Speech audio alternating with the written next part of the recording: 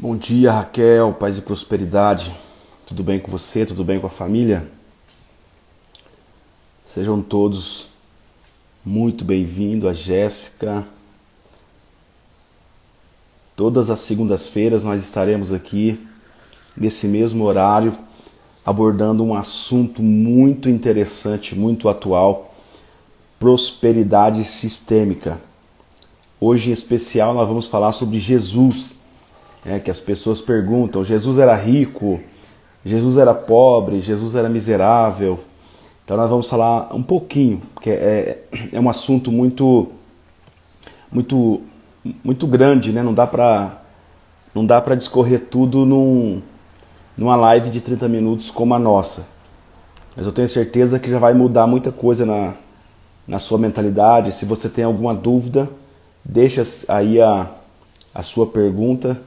Mesmo que eu não responda aqui na live, eu posso estar respondendo depois. Deus abençoe, Jéssica, em nome de Jesus, tá bom?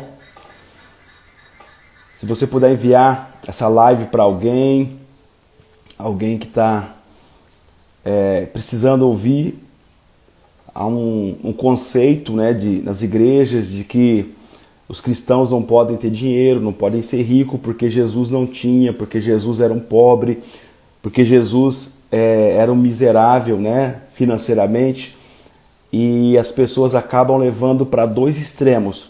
E o que nós precisamos nesta manhã é trazer equilíbrio.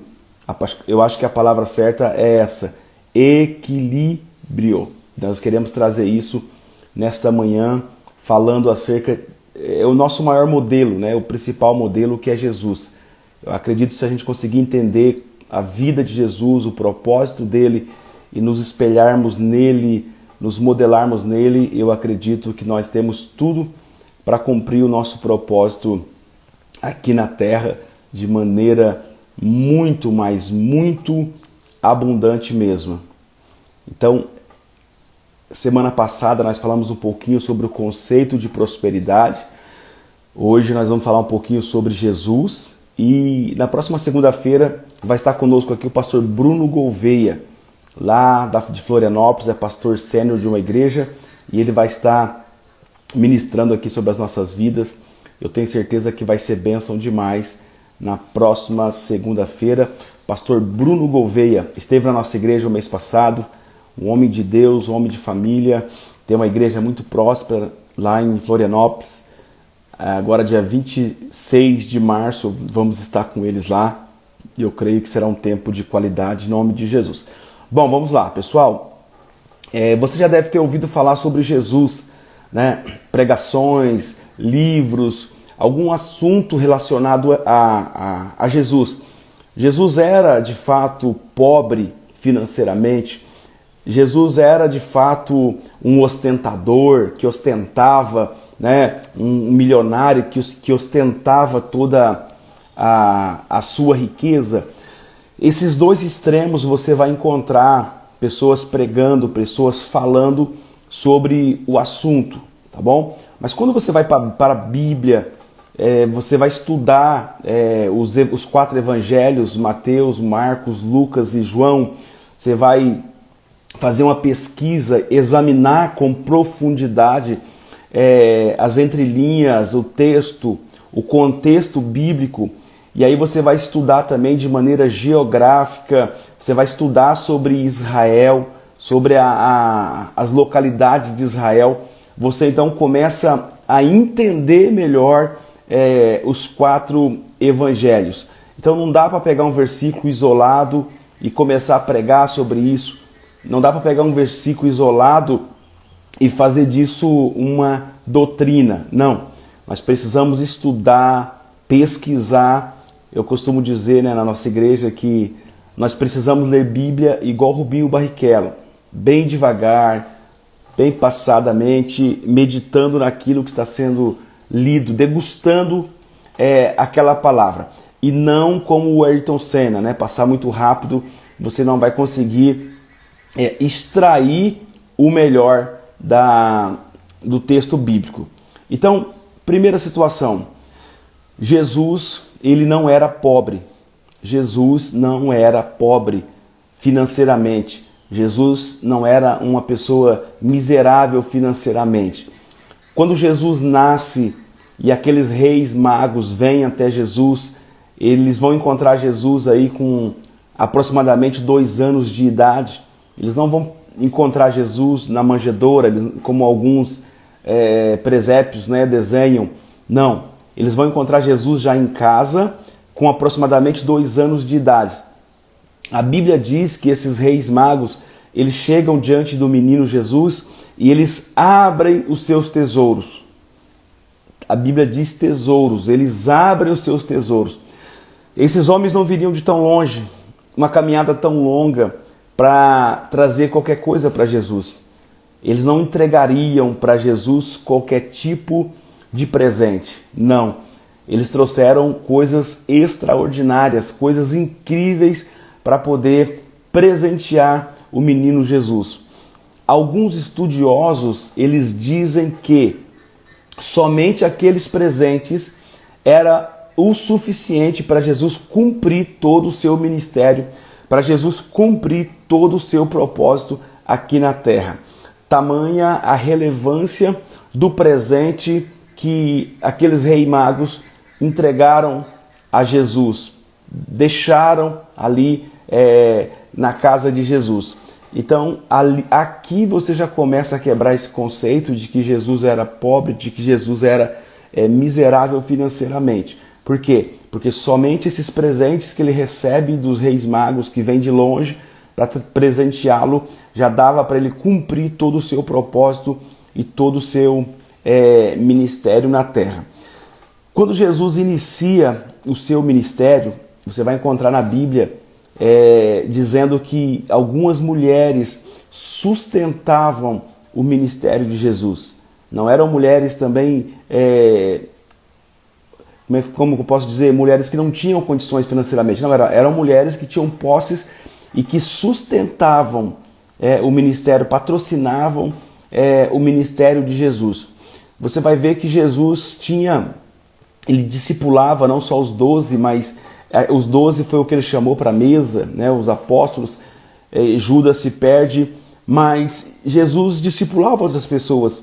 Você vai ver Jesus discipulando Nicodemos à noite. Nicodemos era um homem relevante financeiramente. José de Arimateia, aquele que ajuda Jesus ali nessa questão de comprar o túmulo para Jesus, um túmulo novo naquela época, custava muito caro. Então ele vai, né, adquirir esse túmulo para que Jesus pudesse passar ali esse tempo após morte de Jesus, até que Jesus ressuscitasse. Então, assim, você começa a ver algumas situações onde mostra que Jesus, ele não era miserável financeiramente, tá? Aí algumas pessoas vão dizer o seguinte: mas olha, queridos, Jesus, ele desempregou 12 pessoas. Ele chamou 12 homens e fez deles 12 discípulos, tá bom? Todos eles deixaram algo para trás. Os seus afazeres, as suas profissões. Pedro, Catiúça, seja bem-vinda, filha, em nome de Jesus. Pedro tinha a empresa de pesca, Tiago e João também, os filhos de Zebedeu. Eles tinham também uma frota de navios, uma empresa de pescas. Mateus, né? Mateus que cobrava impostos. Se você for estudar sobre os publicanos que cobravam impostos, eles tinham salários altos, era muito alto o salário deles, fora o que muitos deles defraudavam ainda, acabavam tirando além do que era para tirar, lucrando de maneira errada, né, em cima de pessoas simples e humildes. Então, assim, o que Mateus deixa para trás é algo financeiramente muito relevante. O que Mateus deixa para trás realmente é algo que vale a pena se estudar. Então, Jesus desemprega 12 homens e ele vai sustentar por aproximadamente 3 anos e meio, esses 12 homens. Só que esses homens tinham famílias, então Jesus vai sustentar não só esses homens, mas todos os seus familiares. Você consegue entender isso? Jesus vai sustentar Não só esses 12 homens, mas todos os seus familiares. Como que Jesus faria isso se Jesus fosse pobre, se Jesus fosse um miserável, né, financeiramente? Tem pessoas, tem pregadores que retratam Jesus como um mendigo, como um coitadinho, que dependia de tudo, que dependia das coisas. Não, queridos, Jesus era o Filho de Deus, né? O próprio Deus encarnado na terra. Então, assim, Jesus tinha tudo o suficiente para cumprir o seu propósito na terra. Isso é prosperidade. É você ter tudo para cumprir o seu propósito aqui na terra. E para que isso aconteça, você precisa estar no centro da vontade de Deus. Todas as vezes que nós estamos no centro da vontade de Deus, todo recurso financeiro é liberado para o cumprimento desse propósito. Então, todo recurso financeiro está escondido na nossa obediência em Deus, em cumprir os mandamentos e os princípios bíblicos de Deus. Quando nós estamos fora do propósito de Deus, nós não encontramos essas fontes necessárias e muitas vezes erramos, batemos cabeças. Mas quando nós estamos no centro da vontade de Deus, Deus ele se responsabiliza por tudo que é necessário para o cumprimento do nosso propósito aqui na terra. Por isso, o nosso maior esforço deveria ser estar no centro da vontade de Deus. Jesus, como filho, ele fez isso. Esteve durante o tempo aqui na terra, ele esteve no centro da vontade de Deus. Marli, filha, Deus abençoe, seja bem-vinda. O Iago, Deus abençoe vocês.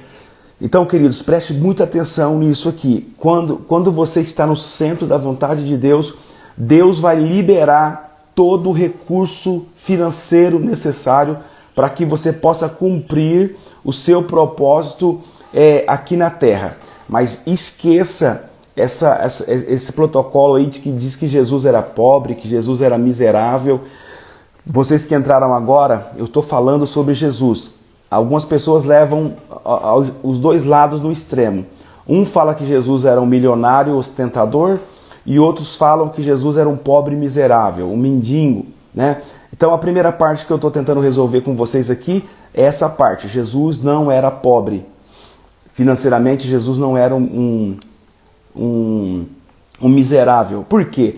Porque só aqueles presentes que aqueles reis magos levaram para Jesus, estudiosos dizem que já era o suficiente para ele cumprir todo o propósito, todo o ministério dele aqui na terra.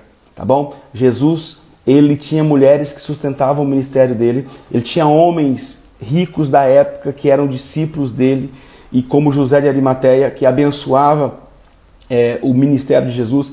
Jesus tinha uma família, Maria, Marta e Lázaro, que eram donos da aldeia de Betânia, que abençoavam o ministério de Jesus. A casa deles era como um hotel particular de Jesus, onde Jesus sempre passava, onde Jesus sempre estava naquele lugar, Jesus sempre estava naquele local, porque Jesus se sentia bem, era um lugar agradável, aquele lugar. E Jesus, ele sustentava 12 homens, Jesus sustentava 12 famílias. Queridos, como que sustenta? Se você é se Jesus, como dizem alguns pregadores, se Jesus é um miserável financeiramente, pobre, como que ele sustentaria 12 famílias? Diz para mim aí, como que ele sustentaria 12 famílias? E tem mais, queridos, tem mais. Jesus tinha um tesoureiro, sim ou não? Jesus tinha um tesoureiro particular. Quem de nós que temos aí um tesoureiro particular só para cuidar das nossas finanças? Se você estiver aí, eu quero te conhecer. Mas Jesus tinha um tesoureiro em particular que cuidava das suas finanças, que era Judas. Então, se Jesus não tinha dinheiro, para que ter um tesoureiro? Concorda comigo? Não. Jesus tinha um tesoureiro e não era um tesoureiro normal, comum. Ele era um ladrão. Então, o dinheiro que era colocado na bolsa, parte desse dinheiro Judas tirava, Judas roubava, para sustentar o seu estilo de vida. Não é fácil você sustentar o estilo de vida de um ladrão como Judas. Mas se você ler a Bíblia, você vai ver que Judas roubou Jesus durante todo o seu ministério, mas nunca ficou rico. Jesus foi roubado durante todo o seu ministério e nunca ficou pobre. Eu vou repetir isso aqui para que você grave bem. Judas roubou Jesus durante todo o seu ministério na terra, mas nunca ficou rico. Jesus foi roubado durante todo o seu ministério terreno, mas nunca ficou pobre. Então Jesus não era um coitadinho, Jesus não era um mendigo, Jesus não era um pobre e miserável. Então tira isso da sua cabeça, tá bom? Vai estudar a Bíblia, vai ver os presentes que os reis magos levaram para ele, vai estudar sobre o ouro, sobre prata, sobre as essências, né, que foram levadas para Jesus na sua casa, que os reis magos trouxeram. Vai estudar sobre José de Arimateia, vai estudar sobre esses homens que tiveram encontros com Jesus. Jesus não tinha só os 12 discípulos, Jesus tinha outros discípulos que ele ministrava sobre a vida desses discípulos, tá bom? Agora também tem um lado extremo que as pessoas acabam levando.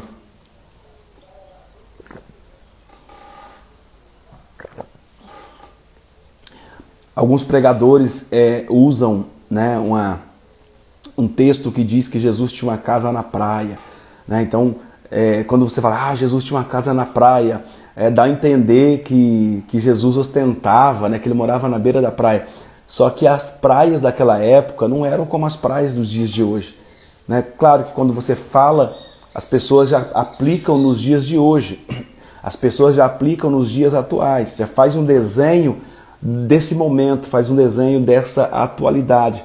Mas não, queridos, era uma cidade portuária, era um lugar de pescadores, não era uma praia como nos dias de hoje, não. Que hoje realmente quem tem uma casa aí, um apartamento na beira da praia, realmente é algo muito relevante, é algo que realmente dá a entender que a pessoa é rica financeiramente. Então, assim, esse negócio de que Jesus tinha uma casa na praia, Jesus tinha uma casa assim, né? Até tem gente que diz que Jesus não tinha casa, que não tinha onde reclinar a cabeça. Não, a Bíblia deixa bem claro que Jesus tinha uma casa, tá bom? Jesus tinha uma casa, era uma casa na beira da praia, só que você vai estudar, não era uma praia, até porque eles falam o mar, né? Mas lá é água doce, não eram águas salgadas. Então, assim, tira essa ideia da sua cabeça de que Jesus morava, né, numa mansão aí na beira da praia. Não, Jesus nunca ostentou, como alguns líderes, né, acabam fazendo, ostentando aquilo que tem, aquilo que ganham, aquilo que recebem. Jesus, ele tinha tudo o necessário para cumprir o propósito dele nessa terra. Tudo. Não faltou nada para o ministério de Jesus, não faltou nada para o cumprimento do propósito de Jesus nessa terra. Por quê? Porque ele estava no centro da vontade do Pai. Quando nós estamos no centro da vontade de Deus, todos os recursos necessários serão liberados para o cumprimento desse propósito. Quando você não está pensando só em você, mas você está pensando na unidade, você está pensando de forma coletiva, sabe? Deus usa pessoas individuais para propósitos coletivos, tá? Quando você estiver pensando só em você, estiver se isolando, Provérbios diz que quem se isola busca os seus próprios interesses. Então nós não podemos nos fechar no nosso mundinho e achar que tudo gira em torno de nós. Não, não. Deus, ele nos usa na unidade, para cumprimento de propósitos eternos. Deus usa pessoas para abençoar outras pessoas. Então, queridos, eu quero deixar aqui esse conceito, né, de que Jesus não era um miserável, pobre financeiramente. Jesus, só aqueles presentes que os reis magos levaram para Jesus era o suficiente para ele cumprir todo o propósito, todo o ministério na terra. Mas ele tinha as mulheres que sustentavam seu ministério, ele tinha homens como Nicodemos, como José de Arimateia, que abençoavam o ministério de Jesus, famílias como de Lázaro, né, Marta e Maria, que fizeram da casa delas um hotel particular para Jesus. Tem muitas passagens bíblicas que você vai entender que Jesus nunca passou necessidade de nada. Jesus sempre teve tudo para cumprir o seu ministério, para cumprir o seu propósito. Isso é prosperidade, é você ter tudo aquilo o que é necessário para o cumprimento do seu propósito aqui nessa terra. E todo esse recurso financeiro está escondido na nossa obediência em Deus, em cumprir o propósito de Deus na terra. Todos nós nascemos para um propósito. Todos nós nascemos para cumprirmos um propósito aqui na terra. E esse é um dos motivos de nós estarmos vivos. Porque ainda temos algo para cumprir nessa terra. Promessas para serem cumpridas na minha vida e na sua vida. Então, comece a orar e comece a dizer: Deus, onde é que estão esses recursos para que eu possa cumprir o meu propósito, para que eu possa cumprir o meu ministério na terra? Se alinhe o seu coração com o coração de Deus. Procure ficar no centro da vontade de Deus para que esses recursos sejam liberados sobre a tua vida. Muitas vezes nós corremos atrás desses recursos e muitas vezes nós não os encontramos. Por quê? Porque estamos fora do propósito de Deus. Estamos desalinhados com o propósito de Deus. Então, talvez o nosso maior esforço deveria ser estar no centro da vontade de Deus. Porque quando nós entramos no centro da vontade de Deus, todos os recursos necessários serão destravados, serão ativados na minha vida, na sua casa, na sua família. Vai vir da onde você menos espera. Virão todos os recursos necessários para o cumprimento da promessa de Deus sobre a tua vida. Pastor Elias, então não é errado, não é pecado ter dinheiro, ser empresário, empreender? Claro que não, querido. O maior interessado em nos ver bem, prosperando, é o próprio Deus. Errado é você ter amor excessivo ao dinheiro, ter amor ao dinheiro, tá bom? O dinheiro é uma ferramenta. O dinheiro ele não tem essência, é você que dá essência para o dinheiro. Se você for uma pessoa boa, então o dinheiro é bom. Se você for uma pessoa má, ruim, então o dinheiro também é ruim. O dinheiro não muda ninguém, o dinheiro só potencializa quem você já é. Você encontra, ficou rico, ficou chato. Não, a pessoa já era chata. Só potencializou a chatice da pessoa. A pessoa ficou rica, ficou miserável. Não, ela já era miserável. É que agora ficou mais ainda. A pessoa ficou rica e ela é muito generosa. Ela doa para todo mundo, ela abençoa todo mundo. Não, essa pessoa já era generosa. Ela já ajudava com o pouco que tinha. É que agora ela ficou milionária, potencializou aquilo que ela tinha. Então o dinheiro só revela, na verdade, o poder, ou o dinheiro só revela, na verdade, quem nós somos. O dinheiro não muda o caráter de ninguém. Eu vou repetir, o dinheiro não muda o caráter de ninguém. Só revela e potencializa aquilo que você já é, na verdade. Então, queridos, prospere, trabalhe, sabe? Seja rico financeiramente, para que você tenha uma vida próspera, para que você tenha uma vida farta, uma vida abundante, uma vida abençoada em Deus, para que você possa contribuir com o reino de Deus, você possa abençoar a casa onde você congrega, o ministério onde você congrega, para que você possa abençoar vidas, famílias, pessoas, para que você possa fazer missões de ruas, tantas outras coisas que você pode fazer, tantas outras pessoas que você pode abençoar aí de maneira sistêmica. Então se você pegou a live pela metade, assista depois, vai ficar gravado aqui, envie para alguém essa live para que essa pessoa possa assistir. Nós temos cristãos, querido, que eu costumo dizer o seguinte: é melhor você formar uma criança do que reformar um adulto. Então tem pessoas que chegam na igreja com a mente cauterizada de tudo que ouviu, de tudo que viveu, as crenças que foram incutidas na sua mentalidade. É muito difícil você construir algo nessa pessoa, porque antes de construir você precisa desconstruir. Tem que ser feita uma desconstrução para depois uma construção. Mas quando você pega uma criança, então ela está com uma mentalidade como uma esponja para sugar todo o conhecimento.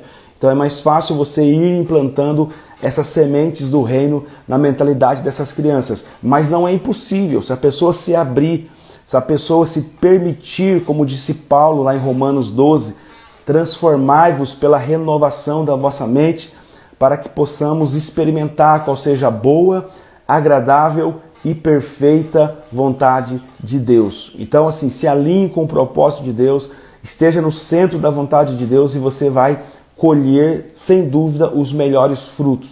Enriqueça financeiramente, trabalhe, seja um empreendedor. Eu tenho para mim que o propósito de Deus é que todos nós cristãos fôssemos empreendedores, tá bom? Que nós não ficássemos escravos de outras pessoas, de patrões, que ao invés de ficar realizando o sonho de outros, realizasse o nosso próprio sonho. É claro que é arriscado, tem que sair da zona de conforto, mas vale a pena, tá bom? Jesus não disse que seria fácil, ele disse que valeria a pena, tá bom? Eu quero nessa semana aí de feriados, eu quero desejar saúde, paz e prosperidade sobre você, sobre a sua casa, sobre a tua família, que um destravar, que um fluir de Deus venha sobre você, esse entendimento de que quanto mais você tiver, mais você pode abençoar vidas, abençoar pessoas, abençoar o reino de Deus. Tudo aquilo que você rejeita, tudo aquilo que você resiste, você não atrai. Então, se você é contra a riqueza, se você é contra a prosperidade, você jamais vai atrair isso para a sua vida, jamais. Mas se você é aberto para isso, diz: Deus, eu quero fazer do seu jeito, eu quero fazer da tua maneira, eu quero estar no centro da tua vontade. Pastor, então não é errado ter dinheiro? Não. Errado é o dinheiro ter você. Enquanto o dinheiro ele é um bom servo, mas ele é um mau senhor. Então, se você for o dono do seu dinheiro, você que controla o dinheiro, está tudo certo. Agora, a partir do momento que o dinheiro começa a controlar você, aí as coisas começam a dar errado, tá bom? Espero que você tenha entendido esse conceito de Jesus ser rico, de Jesus ser pobre, de Jesus ser miserável, ou se Jesus ser um milionário ostentador. Eu espero que essa live tenha, de certa forma, esclarecido parte. Quando você ouvir alguém, você vai lembrar dessa live e vai dizer: não, Jesus não era um ostentador, mas Jesus também não era um pobre miserável. Jesus tinha tudo o que precisava para cumprir o seu propósito aqui nessa terra. Deus abençoe você, sua casa e sua família. Meu desejo é que você prospere em tudo que você fizer e tudo que você colocar às suas mãos, Deus possa fazer frutificar em nome de Jesus. Beijo no teu coração, eu te espero na próxima segunda-feira, nesse mesmo horário, nesse mesmo Instagram, com o pastor Bruno Gouveia, lá de Floripa. Vai ser bênção demais para nossas vidas. Beijo no coração de cada um de vocês.